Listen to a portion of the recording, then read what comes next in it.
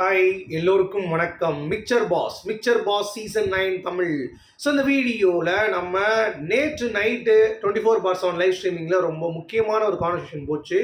So அட்லாஸ்ட்டு நம்ம கனி வந்து பார்த்திங்கன்னா பார்வதியை புரிஞ்சுக்கிட்டாங்க. அது வரைக்கும் ரொம்ப ரொம்ப சந்தோஷமாக இருக்குது. ஸோ சாண்ட்ராவை கம்பேர் பண்ணும்போது பார்வதி ஜஸ்ட்டு கேம் தான் விளையாண்டாங்க, ஒன்றை மாதிரி கேவலமாக வந்து பேசலை அப்படின்ற மாதிரி சொன்னாங்க. அது மட்டும் இல்லை, கனிக்கு இன்னும் நிறைய சூடான தகவல்கள் நம்ம சொல்ல வேண்டியிருக்கு. அதனால் இந்த வீடியோவில் அதை பற்றி பேச போகிறோம். ஸோ வீடியோக்குள்ளே போகிறதுக்கு முன்னாடி சேனல் புதுசாக இருந்தீங்கன்னா கண்டிப்பாக சப்ஸ்கிரைப் பண்ணிக்கோங்க. வீடியோ மறக்காமல் ஒரு லைக் பண்ணிக்கோங்க. இப்போ நம்ம வீடியோக்குள்ளே கண்டிப்பாக போகலாம். ஸோ நேற்று நைட்டு முக்கியமான கான்வர்சேஷனில் ஒன்று வந்து பார்த்தீங்கன்னா, கனி வந்து நிற்க வச்சு கேள்வி கேட்பேன் சாண்ட்ரான்னு சொல்லியிருந்தாங்க.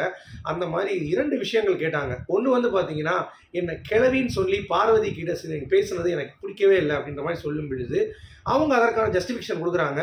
அது வந்து ஜஸ்ட் ஃப்ரெண்டை கலாய்ப்போம்ல, இந்த மாதிரி சும்மா பேசிகிட்டு இருக்கும் பொழுது எல்லாமே ஃபன்னு தான். அதை வந்து மனதில் இருந்து நான் சொல்லலை. அவன் அப்படி தான் வீட்டில் நம்ம பேசுவோம்ல, அவன் கிடக்கிறான் லூசு பைய, அவன் கிடக்கிறான் கிழட்டு பைய அப்படின்ற மாதிரி அந்த மாதிரி பேசுனது அது. மற்றபடி என்னுடைய மனதில் இருந்து ஆத்மார்த்தமாக உங்களை நான் வந்து திட்டணும், உங்களை நான் டவுன் பண்ணணும் அப்படின்னு கிடையவே கிடையாது. நான் வந்து என் பிள்ளைங்க மேலே சத்தியமா அப்படின்னு சொல்லுது சாண்ட்ரா. உடனே அதுக்கே வந்து ஷாக். இல்லைங்க, நீங்கள் பேசுகிறத அவாய்ட் பண்ணிட்டு போகிறீங்க அப்படிங்கிறது எனக்கு புரியுது. சில நேரங்களில் வந்து அதை நீங்கள் கிளாரிட்டி கொடுத்துருக்கலாம், பட் நீங்கள் அவாய்ட் பண்ணிட்டு போகிறீங்க அப்படின்னோடனே அதுக்கு என்ன ரீசன் சொல்கிறாங்கன்னா, சாண்ட்ரா வந்து எனக்கு ஏதாவது நான் பேசிடுவேன் பயம் அப்படின்னு சொல்லிட்டு. அப்போ கூட நீங்கள் பேசிடலாம், ஆனால் நீங்கள் பின்னாடி போய் ஒன்று பேசுகிறீங்களே, அதை உங்கள் குழந்தைங்களை பார்த்தா தப்பாக நினைக்காதா, உங்களை பற்றி என்ன நினைக்கும் அப்படின்னு சொல்லி கேட்டவொடனே செருப்படி ஆகி போச்சு. ஓகேங்களா. இன்னொன்று சொன்னாங்க, பார்வதி கேம் தான் ஆடுறா, அவள் வந்து ஃபுல் அண்ட் ஃபுல் கேம் தான் ஃபோக்கஸ்டு, அதனால் எனக்கு அவள் கேமில் தான் சில விஷயங்கள் பண்ணால் அதை கூட நான் வந்து ஒத்துப்பேன், அது ஒரு பெரிய விஷயம் கிடையாது. ஆனால் நீங்கள் வந்து இந்த மாதிரி வார்த்தைகள் யூஸ் பண்ணுறது அப்படிங்கிறது ரொம்ப தவறாக இருக்குதுன்னு சொல்லிட்டு ஒரே கொட்டா வந்து நறுக்குன்னு சாண்ட்ராவை ஒரு போடு போட்டாங்க.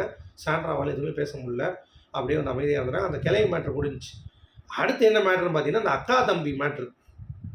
அதாவது எஃப்ஜே கிட்ட வந்து பேசும் பொழுது அது வந்து பார்த்தீங்கன்னா கொஞ்சம் ஸ்ட்ரெஸ்டாக, இவங்க தான் அக்கா ஆச்சே எஃப்ஜேக்கு அப்படின்ற மாதிரி சொல்லுவாங்க, கொஞ்சம் சர்காஸ்டிக்காக. அது ஆக்சுவலாக மீனிங் வந்து அவன் அக்கா தான், அதை ஜஸ்டிஃபை பண்ணுவாங்க. அந்த இடத்துல வந்து பார்த்தீங்கன்னா சாண்ட்ரா எதுவும் தப்பாக பேசியிருக்க மாட்டாங்க, அவள் தான் அக்கா தானே அப்படின்ற மாதிரி கொஞ்சம் சர்காஸ்டிக்காக பேசியிருப்பாங்க. அது தவறுதெல்லாம் எங்கேயுமே இல்லை, அது கொஞ்சம் கிண்டல் அடிக்கிற மாதிரி தான் இருக்கும். ஓகேங்களா. அதையும் வந்து கேட்டு சொல்கிறாங்க, இந்த மாதிரி அது எதுக்கு நீங்கள் கமெண்ட் பாஸ் பண்ணீங்க, உங்களுக்கும் ஒரு பிரதர் இருக்கார் சரியா, பிரஜனுக்கும் இருக்காங்க. ஸோ இந்த மாதிரி உங்கள் ஃபேமிலியிலேருந்து யாராவது இப்படி வந்து பார்த்துட்டு உங்களை பற்றி பேசியிருந்தா எப்படி இருக்கும் உங்களுக்கு அப்படின்ற மாதிரி கேட்டவுடனே சாண்ட்ரா, இல்லை அது தப்பு தான், அதை வந்து ஏற்றுக்கிறேன் சரியா, அதை எனக்கும் வந்து புரியுது அப்படிங்கிறது என்னால் வந்து பார்க்க முடியுது. பட் நான் அதையும் சொல்கிறேன், நான் வந்து ஒரு வேணுக்குன்னே நான் அதை ப்ரொவைட் பண்ணணும், இல்லை உங்களுக்கு வந்து ப்ரொவோக் பண்ணணும் அப்படின்ற மாதிரிலாம் நான் சொல்லலை.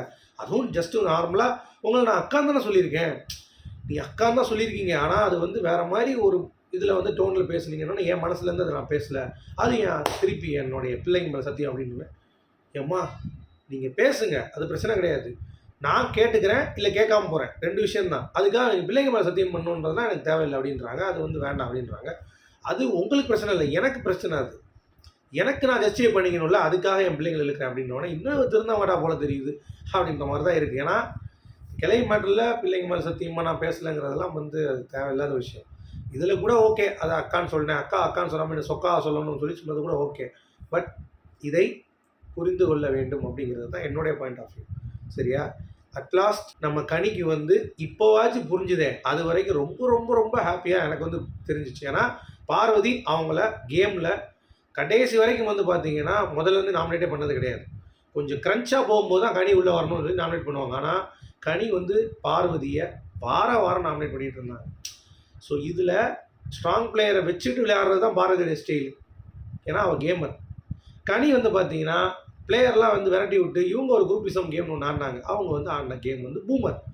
ஸோ கேமருக்கும் பூமருக்கும் அட்லீஸ்ட் கனி தீர்வுக்கு இப்போயாச்சும் ஒரு எக்ஸலண்ட்டாக ஒரு அனாலிசிஸ் வந்து பண்ணியிருக்காங்க அப்படிங்கிறது பார்க்க முடியுது. இன்னொன்று சாண்ட்ராவுடைய அந்த கார் இதுலேயும் அவங்க ட்ராமாங்கிறதையும் அவங்க வந்து போட்டு உடச்சிட்டாங்க கனி அவர்கள்.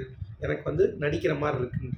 அதே மாதிரி இப்பயும் வந்து அவங்களுக்கு புரிஞ்சிருக்கும், ஓகே பார்வதி ஆடினது பியூரான ஒரு கேம், சாண்ட்ரா வந்து இப்படி ஒரு கேம் ஆடிட்டா கேவலமான கேம் அப்படிங்கிற அந்த ஒரு விஷயம் வந்து புரிஞ்சிருக்கும். இப்போயாச்சும் நீங்கள் நம்புறீங்களே கனி, அது வரைக்கும் போதும் அப்படிங்கிறத சொல்லிட்டு இதுதான் அந்த கான்வர்சேஷன். உங்களுடைய கருத்துக்கள் என்னங்கிறத சொல்லுங்கள். மீண்டும் சந்திப்போம்.